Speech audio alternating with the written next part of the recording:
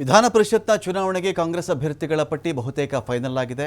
ನಿನ್ನೆ ದೆಹಲಿಯಲ್ಲಿ ತಡರಾತ್ರಿವರೆಗೆ ನಡೆದಂತಹ ಸಭೆಯಲ್ಲಿ ಫೈನಲ್ ಆಗಿದೆ. ಕಾಂಗ್ರೆಸ್ ನಾಯಕ ರಾಹುಲ್ ಗಾಂಧಿ ಒಪ್ಪಿಗೆಗಾಗಿ ಇದೀಗ ಕಾಯ್ತಾ ಇದ್ದಾರೆ. ರಾಹುಲ್ ಗಾಂಧಿ ಗ್ರೀನ್ ಸಿಗ್ನಲ್ ಸಿಕ್ಕ ಬಳಿಕ ಪಟ್ಟಿ ಬಿಡುಗಡೆ ಆಗುತ್ತೆ.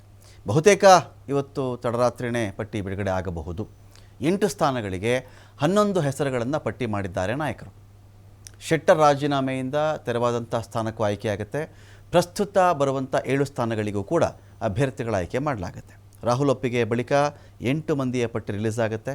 ಪಟ್ಟಿಯಲ್ಲಿ ಪ್ರಮುಖವಾಗಿ ಅಂತ ಚೆಕ್ ಮಾಡಿಕೊಂಡ್ರೆ Yathindra Siddaramaiah, NS Bosaraju, Ismail Tamatgar, VS Ugrappa, doctor Muddugangadhar ಅಥವಾ ಬಸವರಾಜು ಅಥವಾ ವಸಂತಕುಮಾರ್ ದಲಿತ ಕೋಟಾದ ಅಡಿಯಲ್ಲಿ, ವಿನಯ್ ಕಾರ್ತಿಕ್, ಐವನ್ ಡಿಸೋಜಾ, SR ಪಾಟೀಲ್, ಕರಡಿ ಸಂಗಣ್ಣ, SR ಪಾಟೀಲ್ ಅಥವಾ ಕರಡಿ ಸಂಗಣ್ಣ ಇಬ್ಬರಲ್ಲೊಬ್ಬರಿಗೆ, ಬೇಲ್ಶಂಕರ್ ಅಥವಾ VR ಸುದರ್ಶನ್. ಇಷ್ಟು ಜನಗಳ ಪಟ್ಟಿ ಫೈನಲ್ ಇದೆ. ಇದರಲ್ಲಿ ಕೂಡ ಕೆಲವು ಹೆಸರುಗಳು ಬಿಟ್ಟು ಹೋಗಬಹುದು.